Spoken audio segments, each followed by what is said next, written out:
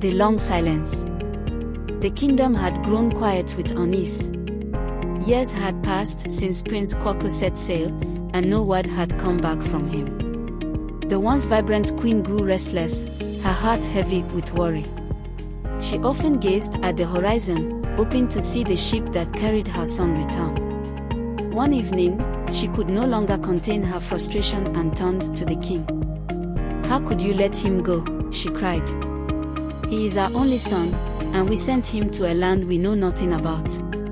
What if something terrible has happened?" The king remained silent, his own guilt weighing on him. The villagers, too, murmured among themselves, their faith wavering. Elders whispered rumors, questioning whether the prince had survived the journey. Even the princess, who adored her brother, began to lose hope. As the tension in the kingdom grew, news came that the ship's captain had returned to the village. He had been away for years on another of his legendary voyages, charting new lands. Upon hearing of his arrival, the king immediately summoned him to the palace. "The people are anxious," the king said sternly. "They believe my son never made it to the new land. What news do you bring?" The captain bowed deeply and replied, "Your Majesty, I can assure you, Prince Kwaku was safe when we reached our destination. He stepped onto the shore with courage and determination." The queen sighed with relief, but her face quickly clouded again. "Why haven't we heard from him?" she asked. "I cannot say," the captain admitted. "But I will sail back in 3 years, and I promise to seek out the prince and bring you news."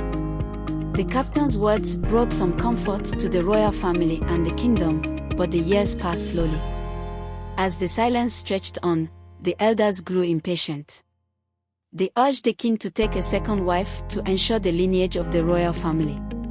A painful decision. The queen resisted at first, but she could not deny that her age made it unlikely she would bear another child. After many heated discussions, she and the princess reluctantly gave their blessing.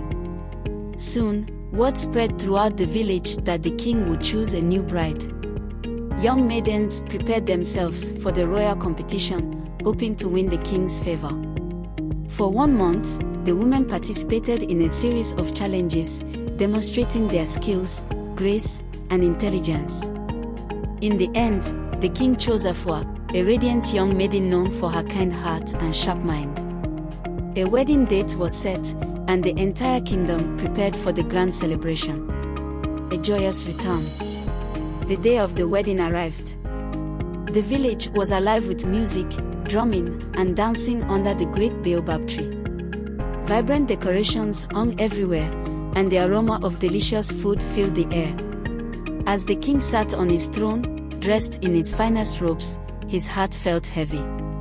He was about to marry a woman he did not love, all for the sake of the kingdom. The queen and princess watched from their seats, their faces a mix of sadness and acceptance.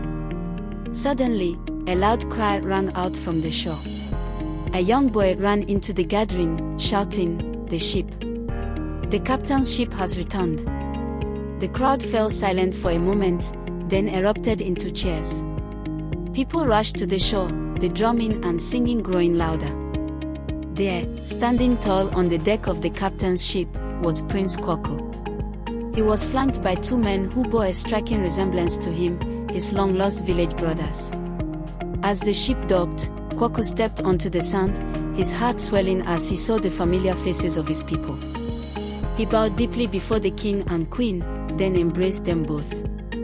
"Father, mother, I have returned," he said, his voice steady and proud. "And I have not come alone." Kwaku introduced his companions, explaining how they had completed their studies and gained valuable skills in the new land. Together, they had vowed to use their knowledge to uplift the village. The crowd roared with joy, the drumming reaching a fever pitch. The wedding was forgotten as the prince and his brothers were paraded through the village, a symbol of hope and renewal for everyone.